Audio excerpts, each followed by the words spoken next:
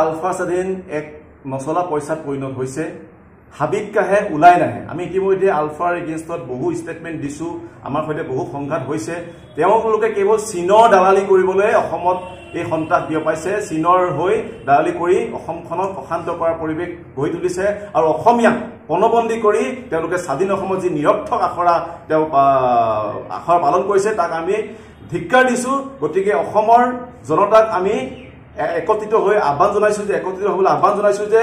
এই আলফা স্বাধীনৰ যি মুভমেন্ট এই মুভমেন্টক প্ৰতিক্ৰিয়া জনাবলৈ প্ৰত্যেকজন মই অসমৰ জনগণক আহ্বান জনাইছো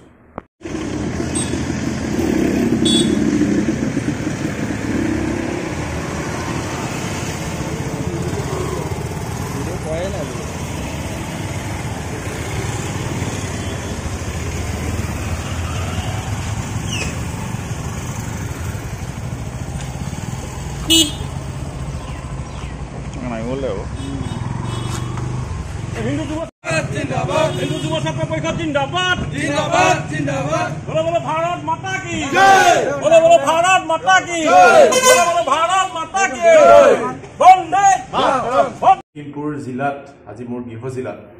মই ভাৰপ্ৰাপ্ত সভাপতি হিচাপে ইয়াতে উপস্থিত হৈ নিজকে ধন্য মানিছো সামাজিক জীৱনত ভৰি দিয়াৰ পৰা হিন্দু যুৱ ছাত্ৰ পৰিষদৰ মজিয়াত জড়িত হৈছিলো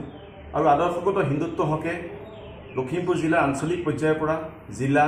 তথা শেষলৈ কেন্দ্ৰৰ দায়িত্ব বহন কৰিব লগা হৈছিল আৰু এই আগুৱাই যোৱাত মোৰ লখিমপুৰ জিলা সমিতিৰ বিষয়ববীয়াসকল শ্ৰদ্ধাৰ মোৰ বৰ্তমান মুখ্য উপদেষ্টা বলেন বৈশ্য ডাঙৰীয়া মোৰ গুৰুতুল্য লগতে মোৰ জিলাৰ কাৰ্যকৰ্তাসকল লখিমপুৰৰ সংবাদকৰ্মীসকল লখিমপুৰৰ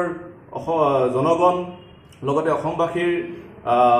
অসমৰ সমাজ জীৱনত জড়িত থকা আমাৰ অসমৰ জনগণৰ লগতে মই তেখেত সকলোকে মই ধন্যবাদ জ্ঞাপন কৰিছো লগতে কৃতজ্ঞতা জনাইছো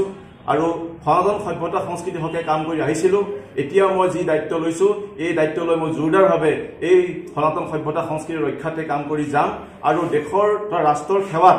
মই সদায় এজন অতন্ত প্ৰহৰীৰ দৰে মই সেৱাত বৰ্তি থাকিম বুলি আজি আপোনালোকৰ খবৰত কথা দিছো বাংলাদেশত হিন্দুৰ ওপৰত যি নিৰ্যাতন হৈছে হত্যা হৈছে গতিকে আমি ইতিমধ্যে হিন্দু যুৱ ছাত্ৰ পৰিষদে গুৱাহাটীত বাংলাদেশ হাই কমিশ্যন ঘেৰাও কৰি ইতিমধ্যে আমি কাৰ্যসূচী লৈছিলোঁ আৰু তাত থকা হিন্দুসকলৰ সুৰক্ষাতে আমি প্ৰতিবাদ সাব্যস্ত কৰিছিলোঁ লগতে বিশ্বৰ যি জেগাতে হিন্দু নাথাকক কিয় হিন্দু সুৰক্ষিত হ'বই লাগিব গতিকে আমি বাংলাদেশত চলা যি নিৰ্যাতন হিন্দুৰ ওপৰত চলা যি হত্যা যে এই ঘটনাবিলাক আমি অসমৰ প্ৰেক্ষাপটত আজি বহু বছৰ আগৰ পৰা আমি হিন্দু যুৱ ছাত্ৰ পৰিষদে দেখুৱাই দিয়া বিষয়সমূহ বৰ্তমানৰ চৰকাৰ তথা একাংশ হিন্দুত্ববাদী সংগঠনবিলাকে এতিয়া কোৱা আৰম্ভ কৰিছে গতিকে বাংলাদেশত যি হিন্দুৰ ওপৰত অত্যাচাৰ চলিছে এতিয়া অসমতো সেই তদ্ৰুপ পৰিস্থিতিৰ সন্মুখীন হ'ব লাগিব